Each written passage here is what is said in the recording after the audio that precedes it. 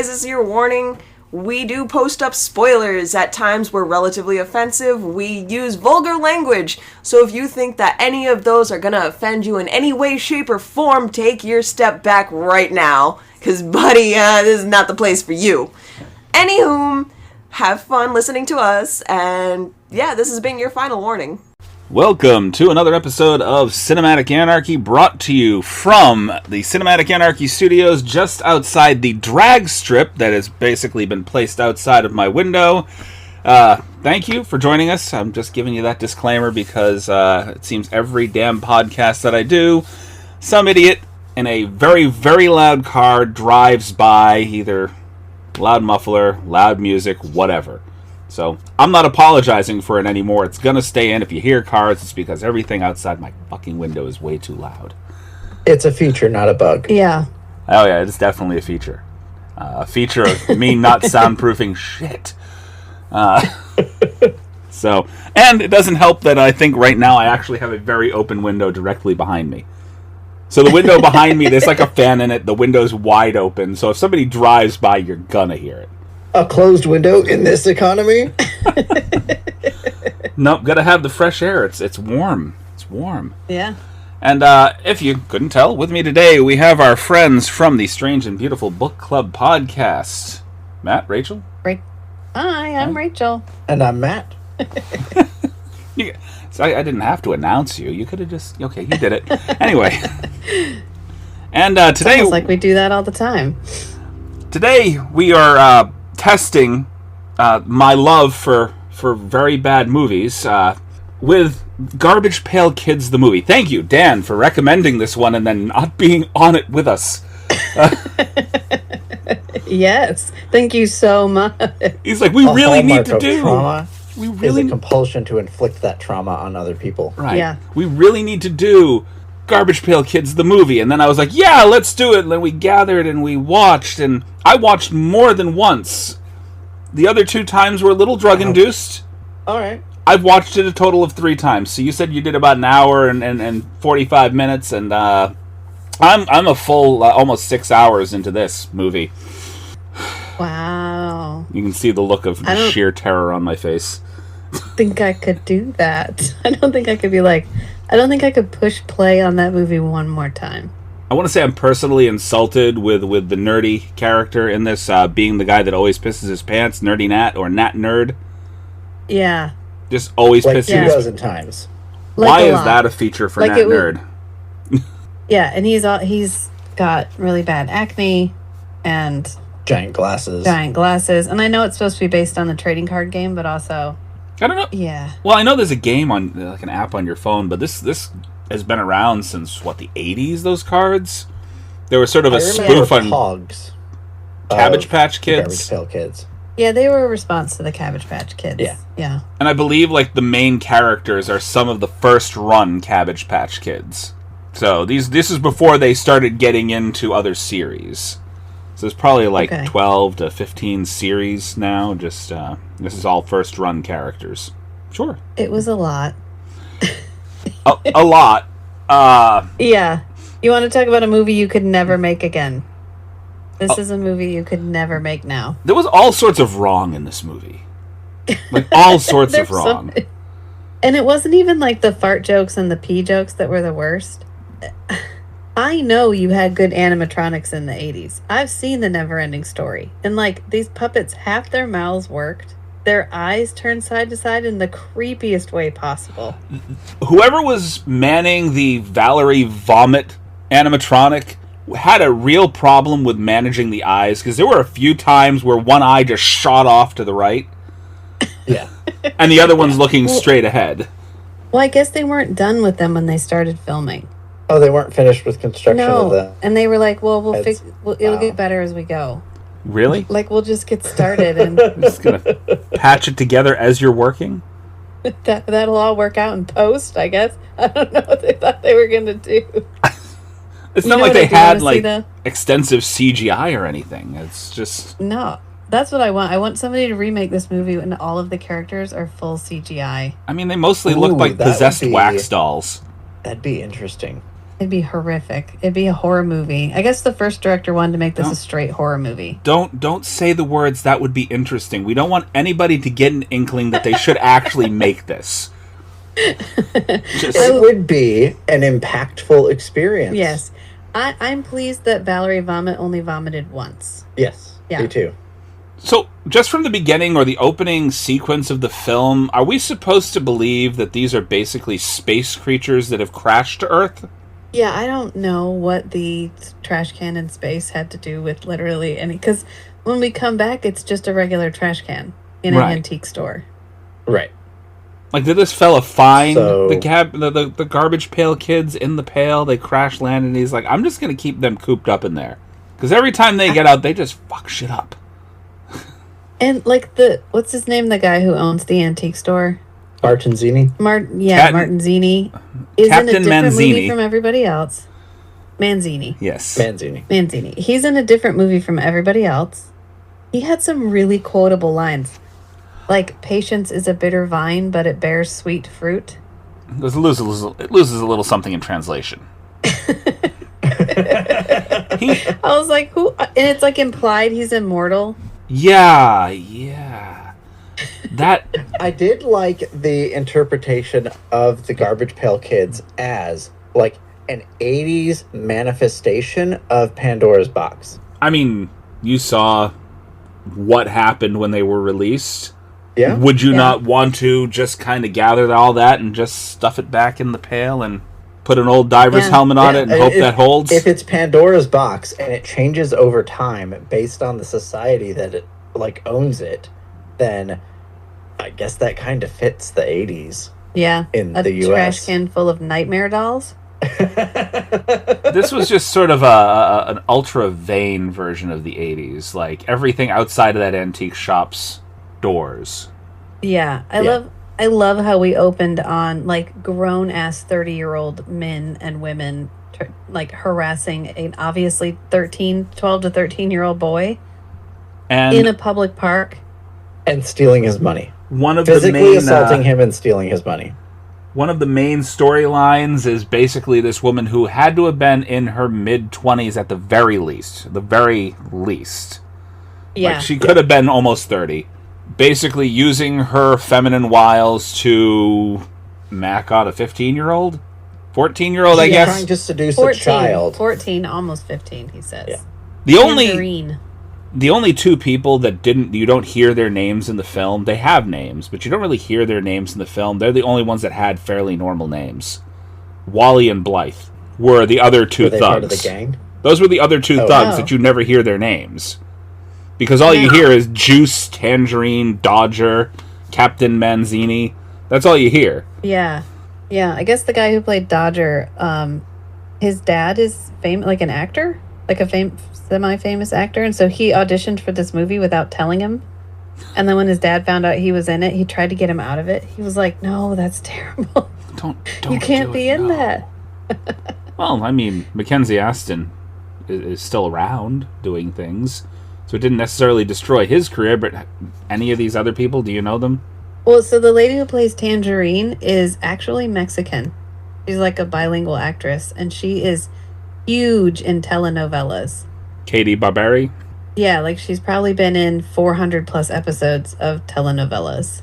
Okay, well that's not something I watch, so... You just wouldn't believe it. Like, she doesn't look like, yes, I'm going to go on to be a huge telenovela star. You're going to be the queen of the Latina telenovelas. No.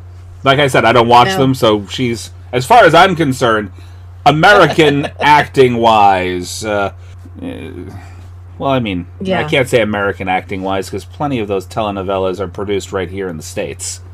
Yeah. I mean, it's just... I want to know who was like, I know what we need. We need an actual child to be the love interest for this adult woman. Oh, no, I didn't even realize this. Sorry. I had to look up one guy, because he was literally, after the credits, he's the only person, the guy right at the head of all the credits. The guy that voiced Greaser Greg in the film. Yeah. And he's probably one of the more famous. I want to bite my tongue because I'm trying to come up with the politically correct name. The little people. Little person. Little person. Yeah. Yes, he's probably one of the more famous ones outside of. Now I'm gonna forget his damn name. Dinklage? Well, Peter Dinklage, but the other guy from that era, the guy that was in Willow. Oh, if you hadn't asked me, I could have told. Warwick Davis. Warwick Davis. There we go. So this guy has been in literally everything. He was like the go-to guy for a lot of stuff. Outside of Warwick Davis, you had Peter Dinklage, who's more famous now. You recognize the face. I'm assuming that's what he he was also in Willow. Yes, he was in Willow as well. If I'm not mistaken, he was also in Touched by an Angel, Sabrina the Teenage Witch. He was in The Pretender, Walker, Texas Ranger. He was in the Addams Family Reunion movie.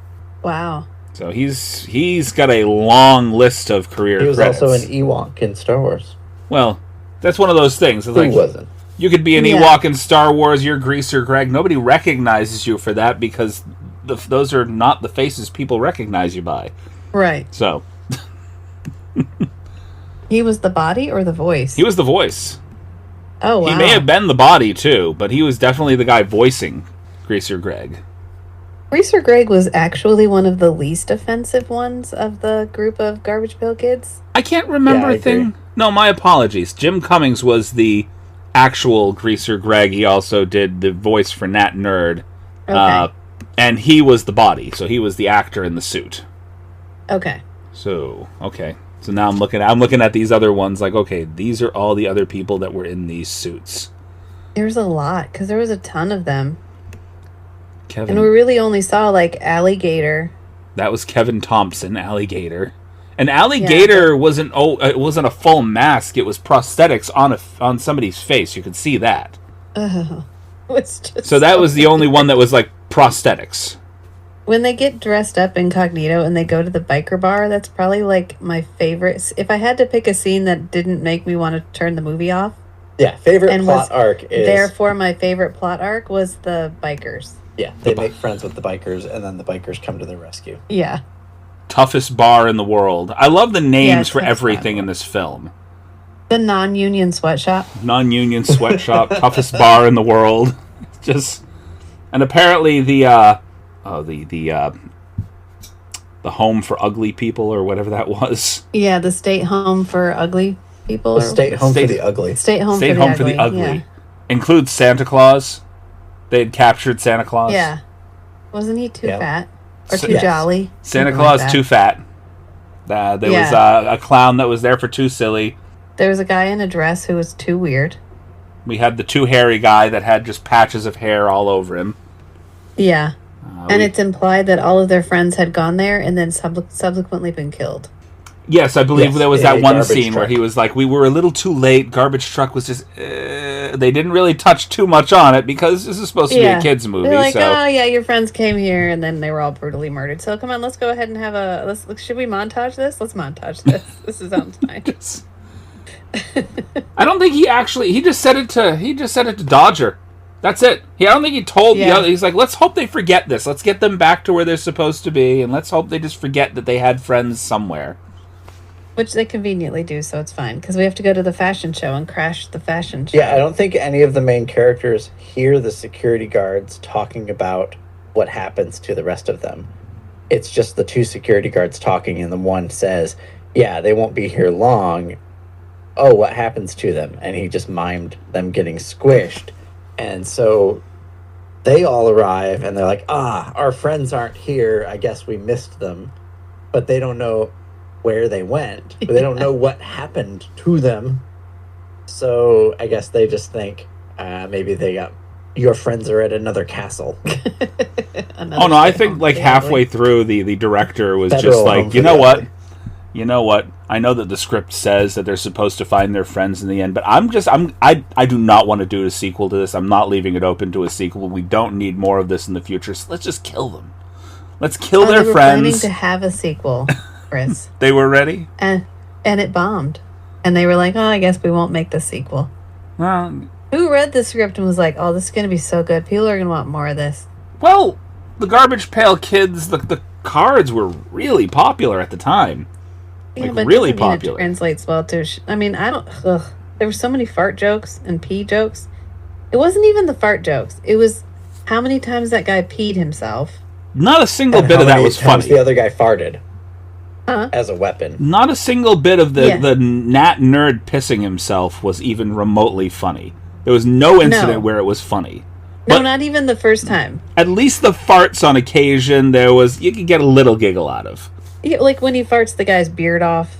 Yeah. When he farts and the guy's beard the flies bar, off. yeah. And they're like, yeah, you're all right, man. And then they become friends with the bikers. You're like, nah, that's pretty fucking funny. That was pretty fucking funny.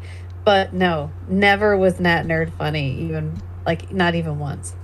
I mean, if you can give somebody a clean shave with a toot, that's impressive as far as I'm concerned. Yeah. Yeah. It was the face he made every time, because we never did, like, just his butt or the people. We always, like, zoomed in on his face, and he always, like, turned and leaned forward and did this, like, hand thing and, like, wiggled and made this awful animatronic, like, face. It was so awful every single time. And we had to, like, it wasn't never montage. We drew it out every single time. So we got to see that awful puppet make that horrific face every single time.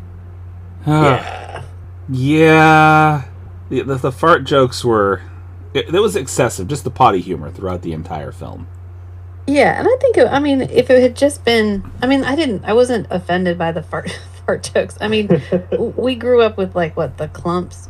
What was the one from the... And we have an 8-year-old boy. I mean, yeah, but from the Nutty Professor where, like, they're all farting at dinner. Like, that was Right. funny. I remember that being funny. But something about the combination of that and, like, the nightmare puppets. Like, they were nightmare fuel. They were horrific. Yeah, it's like, I think it's on the threshold of Uncanny Valley. Yeah. Because they're, like, human head shaped, but they're not human enough to kind of count. And so that it just feels a little off in a bad way the whole movie. Yeah.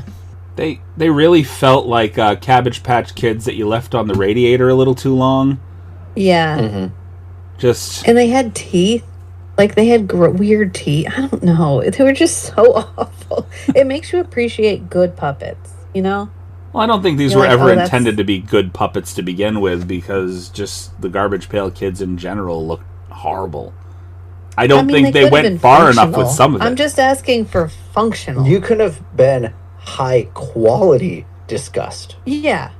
instead of low quality disgusting. Like, on the card itself, Messy Tessie, the stuff that would come out of her face had the consistency of just melted cheese. And it didn't quite get to that extreme within the movie. That might have been a little bit more funny. Oh, the booger jokes, too. Thanks for reminding me. There's our drag strip as I speak. Yes, here, just passing by.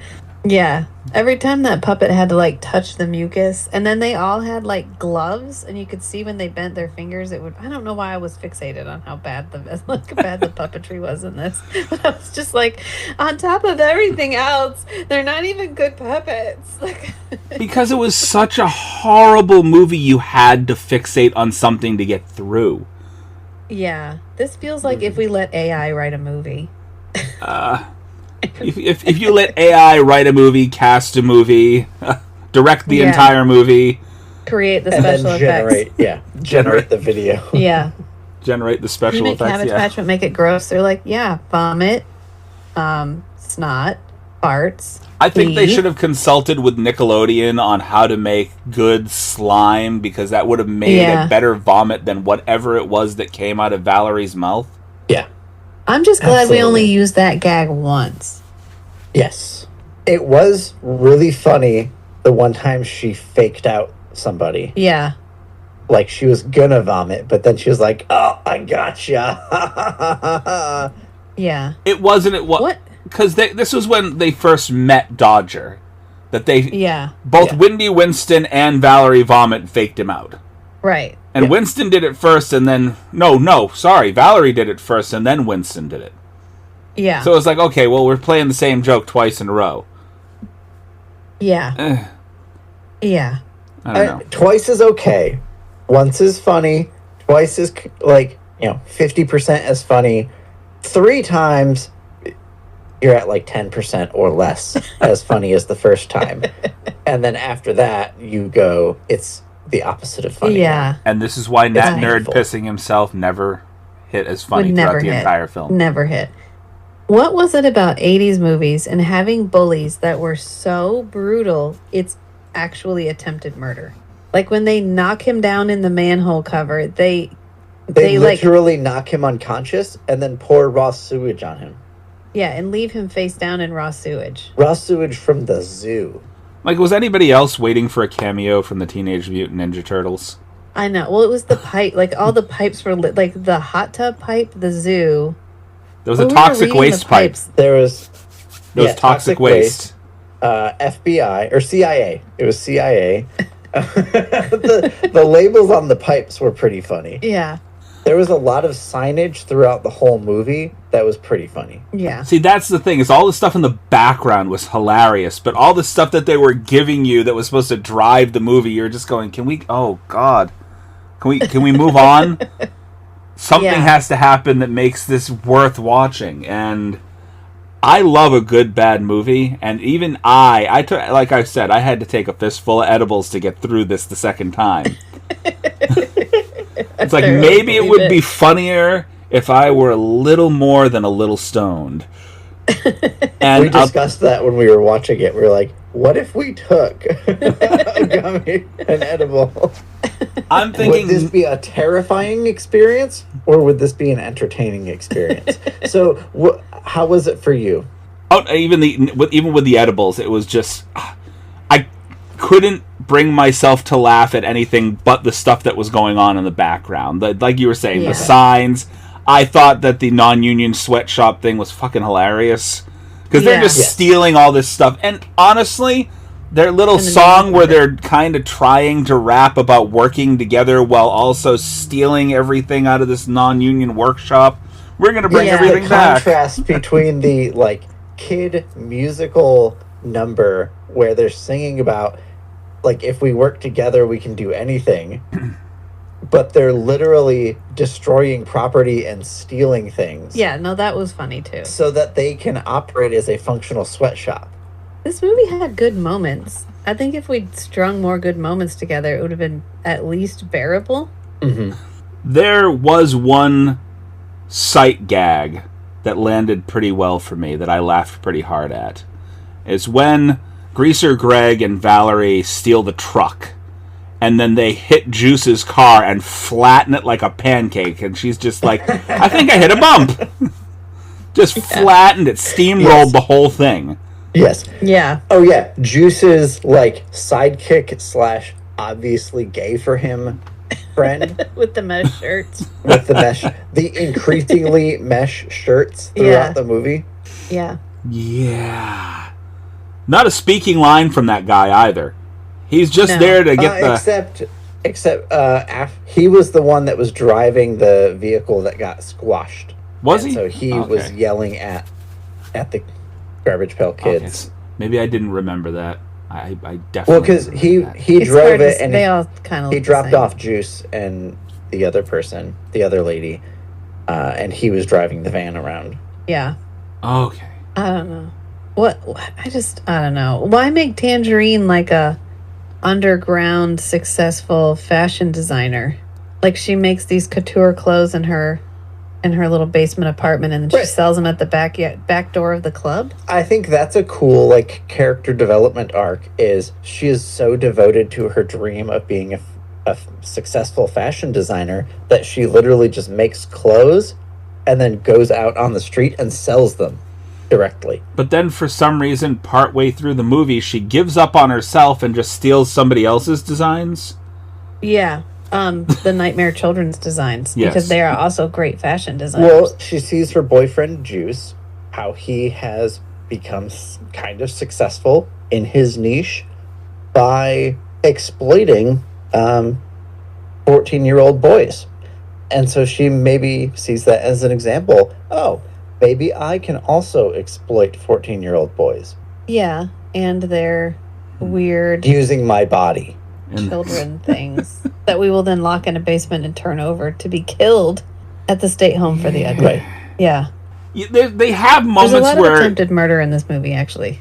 they have moments where they try to generate some sort of sympathy for what she's going through, and then 2 seconds after, you have like an incident between her and Juice where it makes you want to have a little sympathy for her, and then she just shits it all away 2 seconds later. Like Yeah. like that one scene near the end where he like rips the necklace off of her neck and throws it at the mirror, and she looks devastated for 5 seconds, and then she just goes about brainlessly teasing her hair. It's like, okay, yeah. Yeah. Yeah, they didn't know what to do with her. They didn't know. Except that they were going to hook her up with a 14-year-old boy. Right. Either make her younger or him or Dodger older. Which Manzini gets the line, ugly isn't in the mirror. And then at the end, Dodger gets to say, you're not pretty to me anymore. Which absolutely devastates her. I want to be friends. Yeah. You're not pretty to me anymore. And just wipes her out. Which still shows she's really vain. Even in, okay, well, now I've seen the errors of my ways. I want to be friends with you, 14-year-old boy. And yeah. What was the line about, it's not about losing well, it's about conceding gracefully? Yeah. Yeah, that was Manzini again. Yeah. Who was in a different movie from everybody. Right. He had all the best lines in the film. Yeah. I said this guy is taking this guy is taking notes from Michael Caine in Muppets Christmas Carol, where he treated Muppets Christmas Carol as a completely serious, dramatic movie and treated all the Muppet characters as fellow serious actors. And this guy that played Captain Manzini saw himself playing a completely serious role in a very serious drama and treated all the other puppet characters as real other dramatic actors and played it 100% serious. It was like his last cinema film, too. Like his last released in theaters movie. Oh, really? Yeah. I think they missed a joke with him when he first, he brought, I don't know why they felt the need to do this, but he had this whole thing where Alligator comes up and he's like, you wanted to talk to me? No, like, lead up to that whole thing. Just Allie walks in there, you wanted to talk to me? And they have this thing where he's trying to tell him, you're supposed to be the leader of the group and you're doing a horrible job. And he's basically making him do, over your hand over your heart, I want you to pledge to me that you're going to do better. And they start with, state your name here. And I was waiting for Alligator to go, your name here, Yes. Yeah. I was waiting for the same joke. I was waiting for, they just And missed they it all dropped it. together. See, I would have laughed at that if they had dropped it because I expected it. Yeah. But no. We didn't get it. Yeah, it's like in video games, there should be a treasure behind every waterfall. And if there's not, you get upset. And if there is, you say, you're just going with the trope. Right, but you got to go with the trope sometimes. But you got to go with the trope. I just love how Manzini, when we first go in there, he has this, like, antique store with, like, there's a diving helmet and all this actual antique stuff. And then when Tangerine comes into shop, it's like Garfield cell phones, buckets full of buttons. It's like every shitty antique store you've ever been in your life. Yes. Everything that he was pulling out. From an antique store to an antique mall. Yeah. He was making up like full stories to go behind completely mundane objects.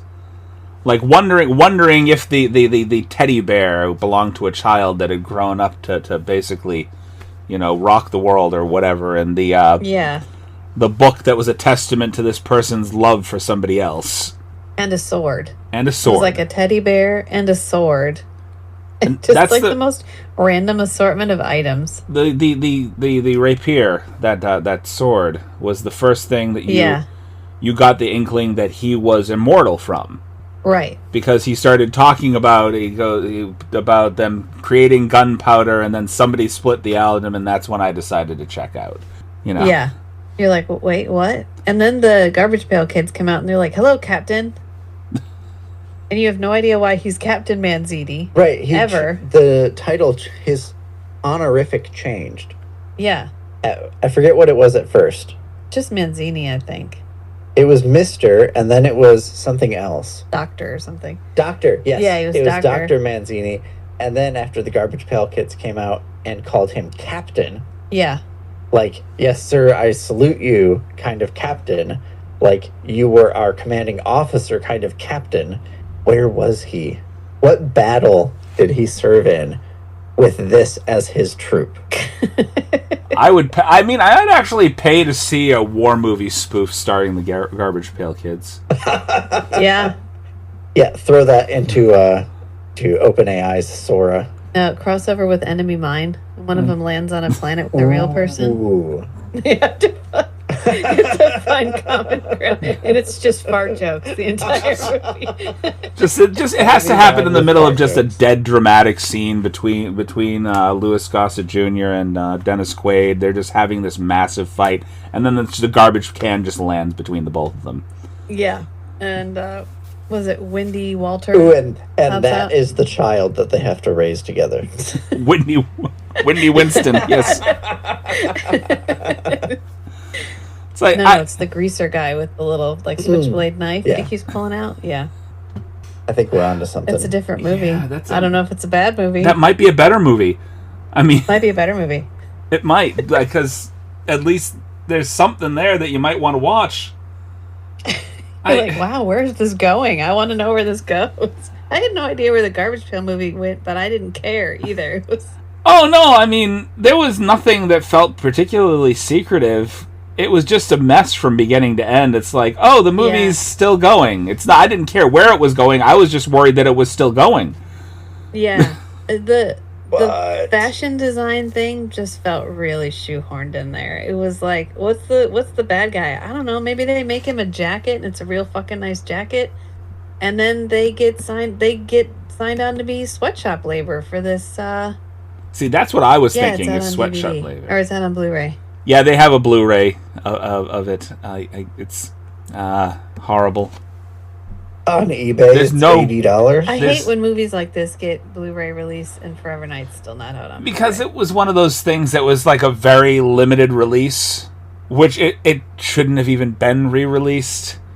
I mean, yeah, there's a Blu-ray of it. There's even a 13-episode cartoon based on the Garbage Pail Kids. Yeah.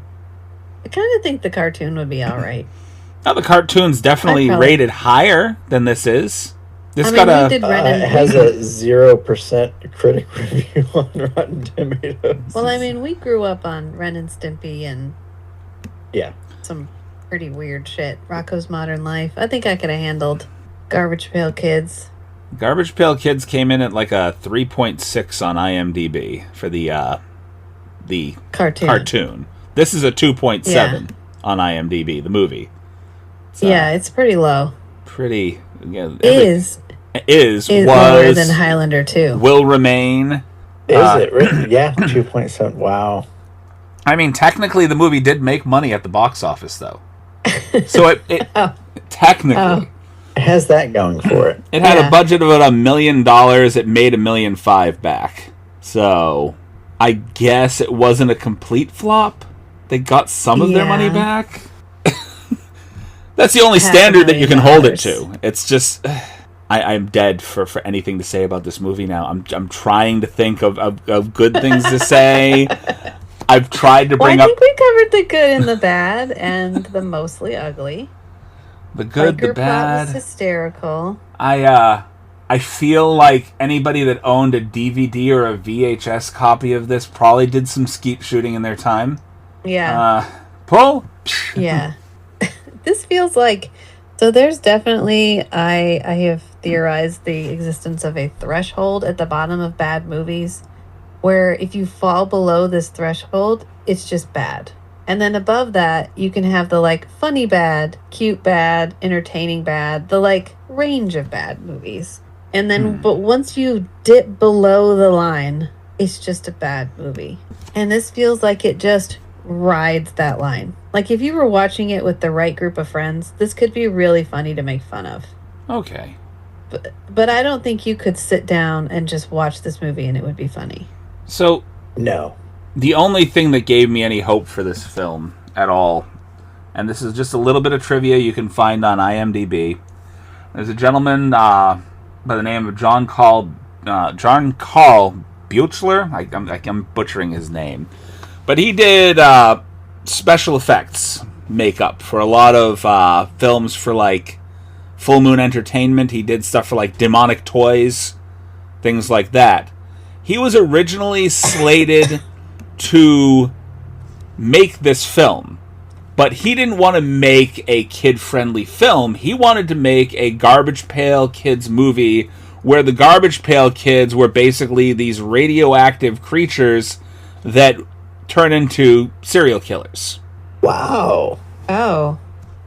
That was the full horror version. Yeah. The full, yeah, the horror version. That would be better because at least it would know what it was. Yeah, I think if you made all of the Garbage Pail Kids literal psychopaths with like plausible consequences of that, it becomes a much more watchable movie because it kind of fits expectations better. But it's not a kids movie. No. But I don't know that Garbage Pail Kids were okay. I think they were attempting to make it like an 80s kids movie.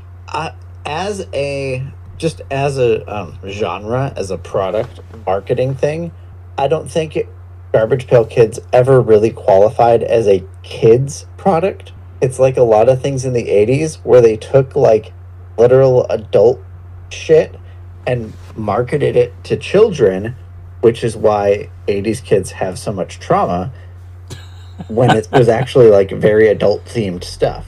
Yeah. And Garbage Pail Kids is very adult humor.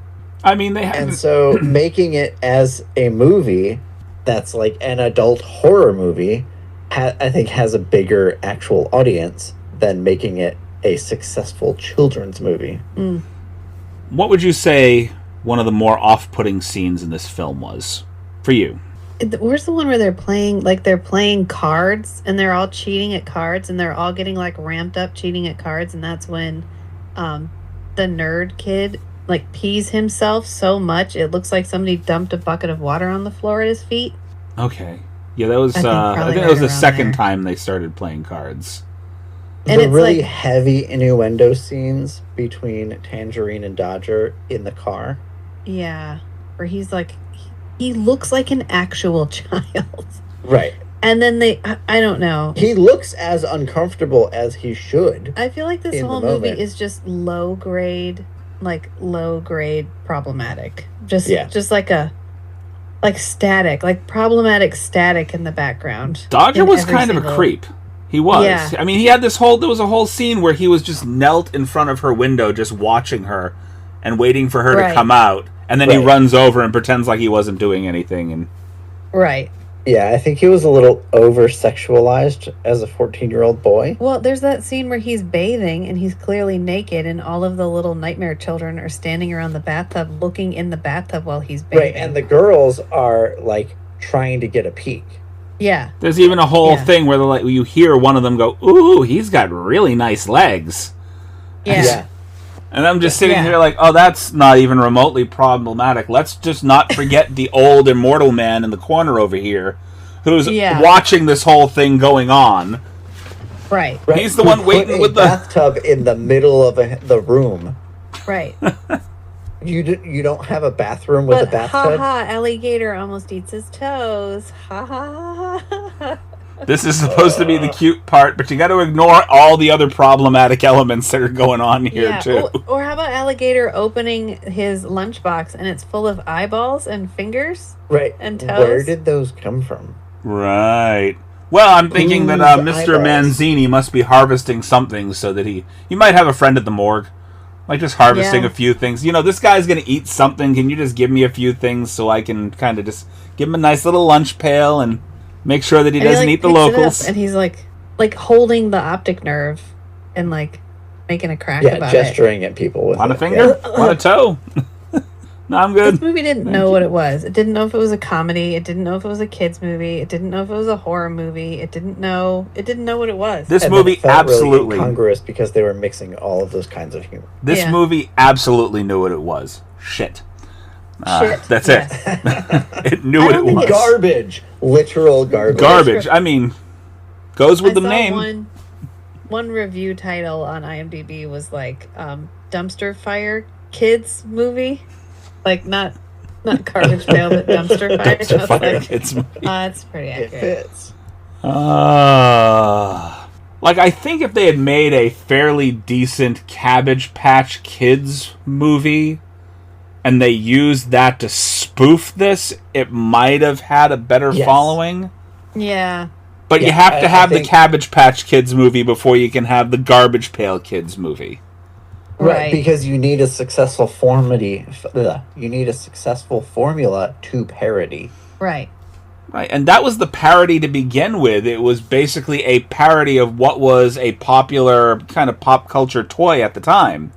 Mm-hmm. Just all these different versions of the Cabbage Patch Kid back then. Okay, well, we're going to make something that we can gear towards the little boys who love potty humor. We're going to make all these cards about these grotesque little Garbage Pail Kids.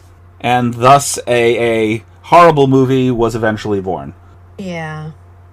And it persists to this day. I mean, it's still here. We're talking about it, right? Right. It made a significant impact. To use Somebody... the most generic description I can. Somebody who we've already named at the head of this podcast, he kind of dropped the hint that we should do this movie for the podcast, and then he's nowhere to be found. Mm. Right, Dan? Dan. Where are you, Dan? You did this to us, and then you ran away. Dan, I've got a lot of drugs in my system right now because of you, Dan. I had to get through it somehow. This is for you, Dan. Gonna be detoxing from too many edibles. He would start pulling out his entire collection of Garbage Pail. He'd just be showing them to us. I actually have Alligator right here, you know? He'd have his action figures and the cards and the movie poster. And you know, he may actually love the movie. He might. Well, we needed a devil's advocate. Because we're all like, it's shit, and we're all like, we agree. I've been doing this podcast. I've been doing this podcast for 6 years now. And this is the first movie that we have sat down to watch on this podcast that I have legitimately said, if I thought in my brain anyway, just if I never watch this again, it'll be too soon. Yeah. And it wasn't even bad enough to, like, I actively hate it, and it's going to live in my heart as, like people are going to ask me, what's a movie you watched that you hated? I might not answer this just because I don't know how long I'm going to remember this movie. It was, like, terribly forgettable. That being said, I am going to have a sign that says non-union sweatshop just kind of made up for, like, right behind here for when I start doing video for the podcast. It's just going to be right back here on the wall. No, I think that would be, non-union. That would be a non-zero positive outcome of watching this movie. Yeah, the toughest bar in the world. I don't think I could pass for the toughest bar in the world, but non-union sweatshop I could definitely do. Yeah. As long as it's not stay home for the ugly.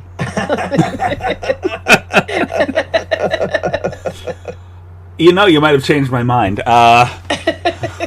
Just stay at home for the ugly. That goes on a welcome mat in front of your front door. Welcome mat. That goes on the sign that just goes right above "Go away." Just yeah. That. And you're like pleasant welcome sign on my door. You bought to put out in front. Right. Well, I really can't do that. I've got people downstairs that don't need to climb that fence every time they need to leave. I have to think of the neighbors. Do you think that they could have made a sequel to this film? I mean, I think you can do anything you want to if you with enough money and do I think it would have been morally reprehensible to make a sequel to this film? Also, yes. Because the first thought, I mean, it would have been unethical. The first movie was unethical. The second movie would be you wouldn't even have an excuse of, well, we've never made a movie like this before. You know what? No. Here's what you do. You pull a Highlander, right? Except you retcon that the first movie didn't exist. Oh. Yeah. You just make the second one and you're like, Garbage Pail Kids. The animatronics actually worked this time. And that's the title of the movie. Get whoever made Meg. I'm just saying. Yeah. I know that was more of a person in a costume for Meg for the most part, but there was some stuff involved there that you could transfer into actually making a decent Garbage Pail Kids movie. But I like the Yeah. idea of making it a horror-themed one rather than making it child-friendly. Go the way of Child's Play. Make a Chucky. But an entire team of grotesque ones. There was already a Leprechaun poster in the background. Oh, of Garbage Pail Kids? Oh, Leprechaun, you know, the horror movie. The With horror Warwick movie. Davis, ironically. Isn't Warwick Davis the guy who plays Leprechaun? Yes. So Yeah. Warwick Davis was the guy that played. I think he did it for most of the films, but I'm not sure he was in all of them. Definitely through Leprechaun in the Hood and He's Leprechaun the first in Space. 7. And then there's like one recent one that they try to modernize the whole Leprechaun thing, and it was like, no, just keep. Warwick Davis is still around. Bring him back. He did the best. It's fine. Didn't He they was have- in that Willow TV show that was up for a hot minute. Oh, man. I still haven't watched it. No, because they took it off streaming. It's gone. Oh, it's just gone. It's just gone. You can't watch it. Why? I don't know. They released it. They released the final episode. They were like, well, that wasn't great. Let's take that down. Gone. Was it so Just bad gone. they were just like, we need to bury that in the vault, and then a couple of years think from it was- now, It was an insurance write-off. That's probably what it was. just like everything that Yul Bol does. He's the guy, the go-to guy for making horrible video game adaptation movies. Oh. Like So most of them? Okay. I think he like did House of the Dead and Alone in the Dark, and he did a couple of them. In the Name of the King, the original. Oh, actually, all three of them he did. Are you enjoying Fallout? Am I? I watched the whole thing. Yeah. Did I enjoy Fallout? Yes, I did fucking enjoy Fallout. That was really good. And I know we talked about it last time, and glad you liked It's like it. I had not watched it yet at the time that you decided to start Yeah. talking about it. I'm like, zzz. I haven't seen it yet, and now I've seen it. Oh, I haven't and- seen it. You haven't seen it? Wait, hold on, what? No, I No. haven't. The only modern thing I've watched recently is Foundation. I got caught up on Foundation, Okay. which was very good. I'm very much looking forward to the next season. Yeah. I may watch the scene where Lee Pace is in a loincloth. I'm misremembering things. Why did I think The you had entire seen it? episode. You mean the episode where Lee Pace is in just a loincloth? Correct. Yeah. Okay, so the general... I don't think it had aired when we'd last recorded. Possibly not. We last recorded a short time ago, actually. It wasn't that long ago, I don't think. Hudson Hawk. Hudson Hawk, yeah. Because we just... that just was put out Saturday, so it was a week before that? Yeah. Because it was the beginning, Because the when we were beginning at of April. ChillerCon, somebody had a copy of Hudson Hawk. Huh? A DVD of Oh, Hudson yeah. Hawk. You need to go to ChillerCon. You need to go to ChillerCon Where's ChillerCon? next year. Where? It's in New Jersey. I'm sorry, That's not but that it's far in New away. Jersey. That's not that It's far worth away. it. No, he's in Massachusetts. Yeah, it's I'm Well, in Mass. no, just apologies for asking you to go to New Jersey. They have it twice a year, though they'll have one in the fall. You know, I mean, I could apologize for many places I've been to, but I find it's best not to apologize. Just let people walk into it. Apologize afterwards. Yeah. Because if you apologize beforehand, they'll be apprehensive, and you can't go. You went, didn't you? Just. Just a sea of terrible movies on DVD. That's my very entire much your collection vibe. here. My entire collection Yeah, here. see? Yeah. Yeah. I mean, I even have Killer Nerd up here. That's how I have bad movies over here. You need to go. Yes, it was sounds fun. like I do. It was very low stakes as a convention. Yeah. Well, that seems It's like just right a up lot my of alley. passionate, nerdy people. Passionate, nerdy people.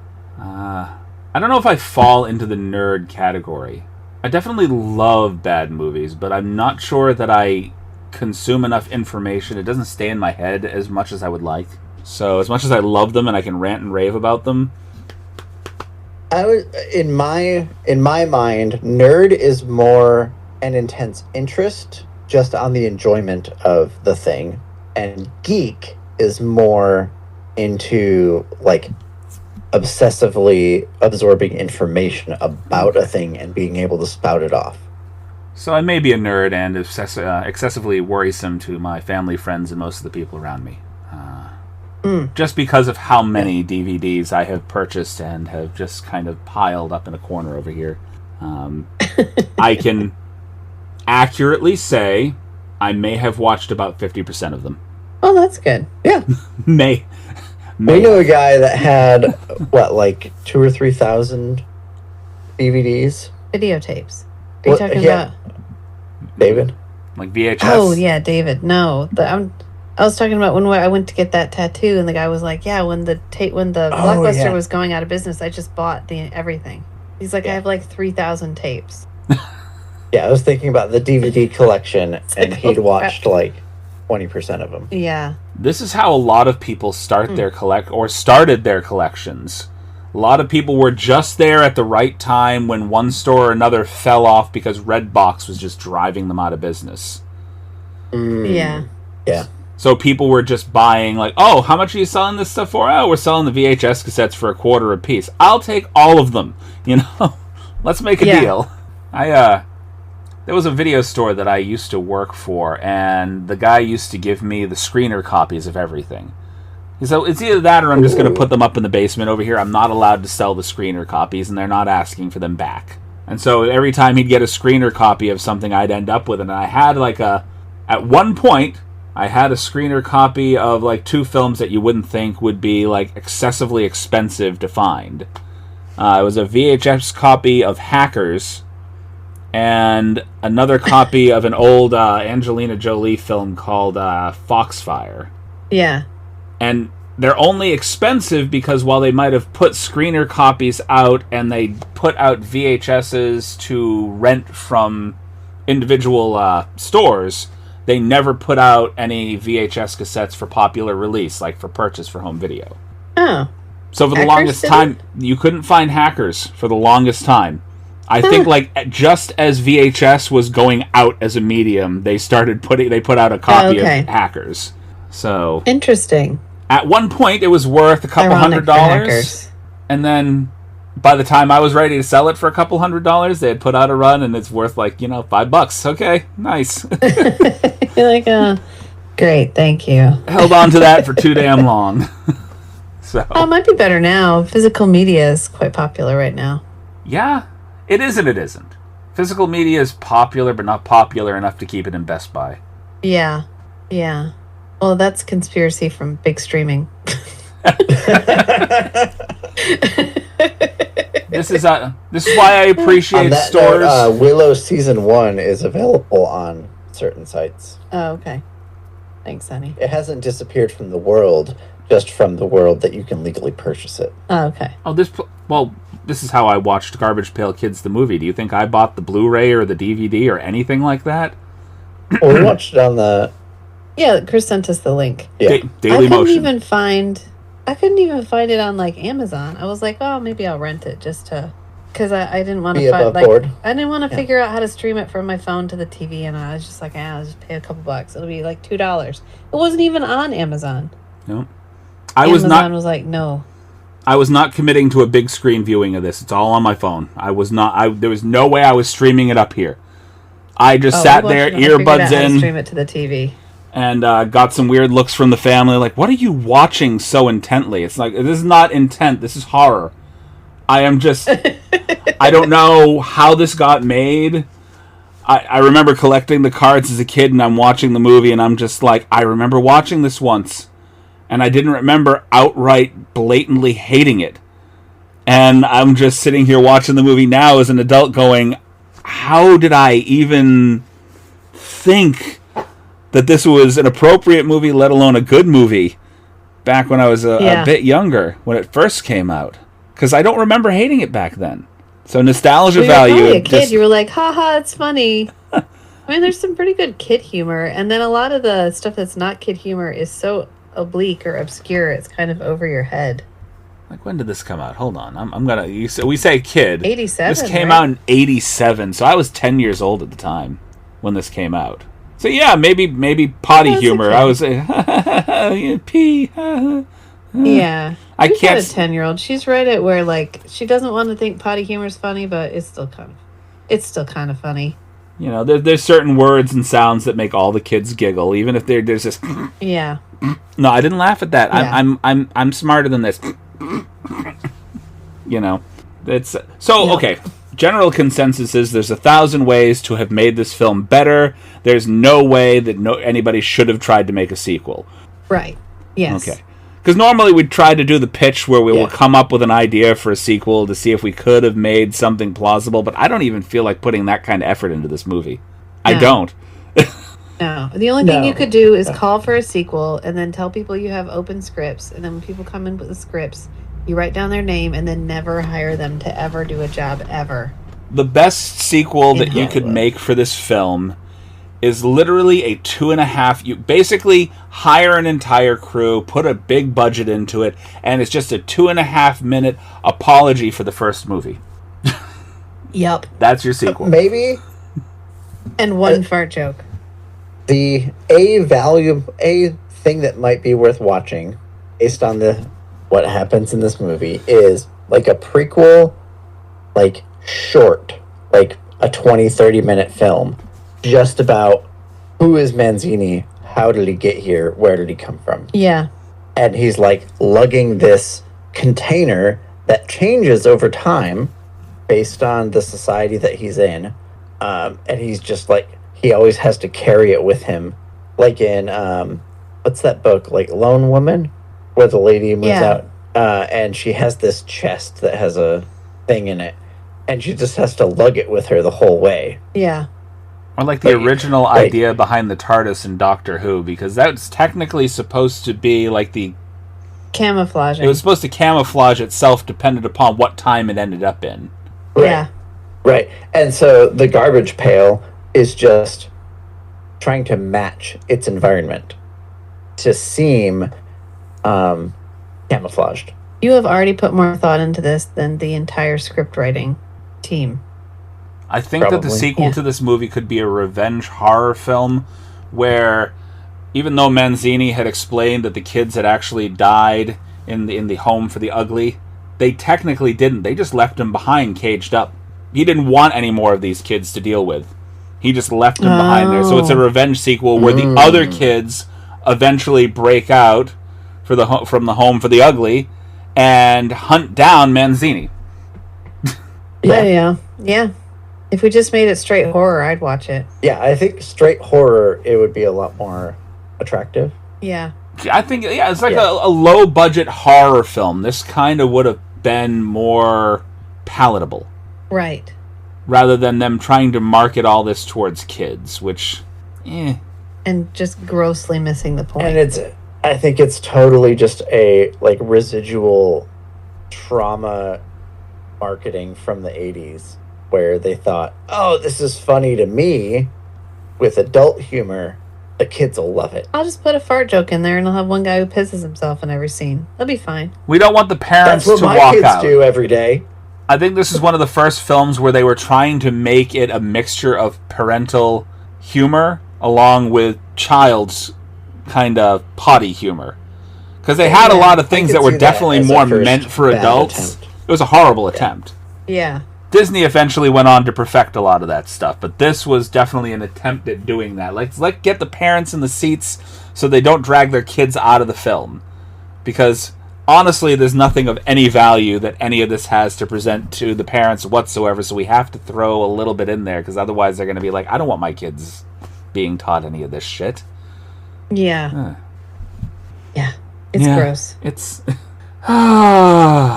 So, Garbage Pail Kids the movie, on a scale from 1 to 11, how would you rate this? I go 1. Yeah, 1. Yeah, I think I'm not going to watch it again. I'm gonna break your trend there. You went 1, you went 1. I'm gonna go 0.5. Oh, nice. I can't even give it a 1. Wow. I didn't know below 1 was an option. 0. Okay, I did say from 1 to stars if I could. I did say from 1 to 11, but like I can legitimately remember liking Yeah. the film to a point when I was a kid. So with that nostalgia in mind and having watched The it again, disappointment is a decrement. and then figuring out that I would need to take a fistful of gummies even to make it tolerable. Yeah. Yeah, Ooh. my scale is 1 to 11, and even I'm like, I can't quite give it a 1. It's like the one's there, and I'm just like, I can't. It's It's like that, where they're like, they give you, okay, do you like this film? Is it a thumbs up for you? Is it a thumbs down for you? Is it 2 thumbs up for you? Do you like it? Do you really like it? Or do you hate it? And then you're just looking at it going, I don't even want to rate it, and you move on. Yeah. That's where I'm at with this film. Yeah. Like, I don't want to care enough to have to tell you I don't like it and give it a thumbs down and then write a review. I just want to never watch it again. So, all I can say from the bottom of my heart is, thank you for showing up and doing this podcast instead of immediately after watching the film deleting me from existence in all your social media. Well, that was a good run. We're done. Thanks, Chris. Goodbye. And next time we bring you on, we'll try to find... I'll let you guys pick the movie. You can pick the next movie we do when you come on. Okay. Paint Your Wagon. Well, we already said that, right? I have to watch Paint Your Wagon. You mentioned this while we were doing the... Yep, I concur. I did not ignore that request either. I purchased a copy, so I just have to watch it. I just have to watch it now. That's an actually enjoyable movie. Yeah, it's a bit long, but it's good. Honestly, I've seen some bad movies in my past, and I could probably happily go and watch some other movies that I said I would never watch again, knowing that I've watched this movie and I will never watch it again. Mm-hmm. If anybody ever says, hey, do you want to watch Garbage Pail Kids the movie? It's just going to be, see that sign on my door that says get out? Listen to it. Yeah, right next to non-union sweatshop. That one? Yeah, Right. Not done. Leave. All right. So, Matt, Rachel, why don't you tell them where they can find you? We are, as you said, Strange and Beautiful Book Club. We're actually a Strange and Beautiful Network podcast, so you can find us at strangeandbeautiful.club, where we have all of the podcasts that are on our network. You can just click and find us all there. We're in the middle of figuring out what TV show we're going to do next. So I've been posting about that on Instagram, and I'm doing like a countdown to what TV show we're going to be. Because we just wrapped up Forever Night, so now we're choosing our next big TV show. I finally got all 3 box sets so I can start watching it. Yes. I refused to watch anything until it was all put together. One of us. Wow. You got the 3rd season? Congratulations. Yes. That was not cheap. No. Because that's the one that they're like, hey, you got 1, you got 2, you want number 3? Yeah. You can't find it anywhere. You want it here, you're going to have to pay. No, you can't stream it. That's a conspiracy from big streaming. You can't stream it. And it's free to stream season 1 and season 2 on Roku, but they don't even mention that there's a season 3. Give me a complete box set Blu-ray release. For the love of Christ. Will someone. But someone different owns each season. That's why they can't do it. Get the bastards together. Jeez. I know. All right. Everybody can make money. Look, it's not like Harvey Weinstein's issues with Kevin Smith, or I should say Kevin Smith's issues with Harvey Weinstein, and why we can't get Dogma back out there. Yeah. It's not that tough, guys. Just get together. Say, hey, look, you want to make some money? Let's make some money. But we have a property we already own. It's completed. It's ready. All we have to do is give it a refresh and stick it out on Blu-ray. What you do is you go with one of those boutique Blu-ray companies. One of the ones that'll not just give you the Blu-ray, but they'll give you all the bells and whistles and a couple of extra little things attached to it. They'll give you the Lego set and the poster. Yeah. You know, like I just spent way too much money on a copy of UHF. Way too much. On a copy of a Weird Al film. Yes. With an ultra problematic, what's his name? I don't remember his name now because I've tried to block him out. Kramer. The guy that basically drove himself out of existence because he couldn't keep his mouth shut and just spewed all sorts of racist stuff on the stage while he was doing one of his routines. And it went viral. And I'm trying to remember his name and I can't remember his name. Damn it. Michael Richards? Michael Richards? Am I gonna just look this up before I'm gonna look it up because I'm not gonna be able to end the podcast on me going I don't know. This is me taking a moment to it is Michael Richards. It is Michael Richards. I was correct. It took me at least a good 2.5 minutes to get around to me figuring out I was correct. I always struggle with people that have 2 first names. Right. Michael Richards, or like the guy who plays the main character in Lost Boys, which is one of my favorite movies. Never. I struggle with people that have become problematic in the public eye because then my brain just tries to wash it out. It's like, okay. Oh, well, it's entirely fair too, yeah. Yeah, I'm pretty decent with certain names. Occasionally I'll do like, hey, we spend 20 minutes talking about Will Smith before one of my podcast cohorts sits down and says, we're talking about Will Ferrell. What are you doing? It's a Will, it's fine. I got the first name right. I'm ahead of the game today. So, and as for our podcast, right now we don't have our own website yet. If we make that move, I believe, if I'm not mistaken, Riverside FM has sort of a thing, or is it Transistor? Has a Transistor, thing where Transistor. Okay. So we're looking to get up on YouTube, and we're looking to get our own website going. But for the time being, you can find us on Spotify and any of your favorite podcast platforms. We kind of do a lot on Good Pods right now. I listen to a lot of podcasts there, including yours. So, actually, no, I think I listen to you guys on Spotify the most, if I'm not mistaken.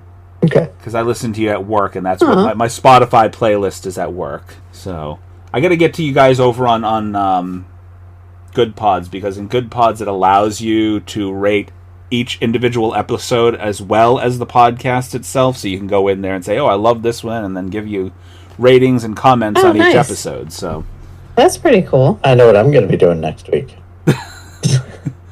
Every once in a while I'm like, oh yeah, Good Pod, because I remember when we first went on your podcast, you said that's where you found us, and I was like, I didn't know that existed. I started listening to you there. And I think I've moved over to Spotify because honestly, like during my work week, I'm more active on Spotify than I am on Good Pods. Yeah. And at home, I'm more active on Good Pods. So, because I can sit down and rate things as I'm going along. I can't do that while I'm at work. Yeah. So I don't know how to put this. I want to listen to something I actually enjoy at work, because otherwise I can put on a podcast and I'm stuck listening to it, and I can't do anything about it because I have my phone's somewhere else and I'm listening to it through the earbuds, so I can't change it. Yeah. So it's like I want to listen to something I enjoy, so I'll make my little playlist and I'll go throughout my day. And that on Spotify is where I listen to only the things that I enjoy. So there's the compliment right there. Good. Oh, thank you. And then on Good Pods, I experiment. So you can listen to me be outraged about the main character of Planet of the Apes, the book. Okay. Yes, I'll do that. Because we read the book and he's such an asshole. Such an unlikable character. I was like, oh my god, am I supposed to sympathize with this man? All right, and on behalf of both Matt and Rachel here, I'll just take us out like Nico normally takes us out, and she's going to try to come back with us. So you guys might actually get to... I don't know if you've met Nico yet. I don't think so. She was... Piper. You've met Piper, yes. And, of course, Dan and Blunt Bob and all those fun folks. And I think you met Sarah once. You were on a podcast with her from Two Chicks Talking Flicks. We had you both on. I'm not sure if we did. I didn't, but... I may have. I'm going to have to go back now, because I have to figure out... I think... It's okay. I just podcast so much. That being said, Nico should be coming back to the podcast. She's advised me that it's been a while. She is no longer working at her former job and has plenty of time, and I need to stop taking her excuses and drag her out of the house to do the podcast. And I, in return, told her that I'm not likely to just drag her out of the house, because that is highly illegal to drag people to other places against their will. So she's going to have to leave on foot by herself. With that said, just like Nico would send us out, drink some water, you thirsty bitches. I didn't say that with conviction, because I'm just not feeling the bitches tonight. I'm not. After I watched this movie again before we started the podcast, and I'm drained. So I wanted to... And you feel like garbage. Yeah, garbage. Like, yep. I'm going to leave it on that. Garbage.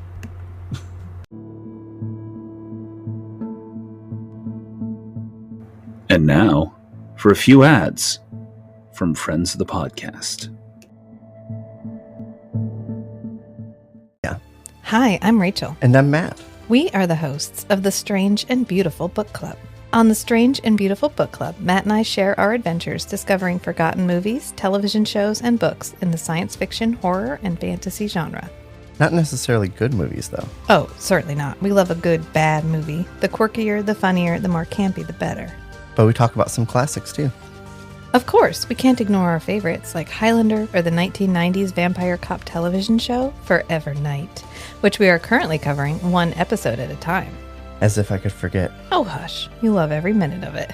Come join us every week as we discover, discuss, and dissect fantasy, horror, and sci-fi genre classics. New episodes release every Monday, Wednesday, and Friday.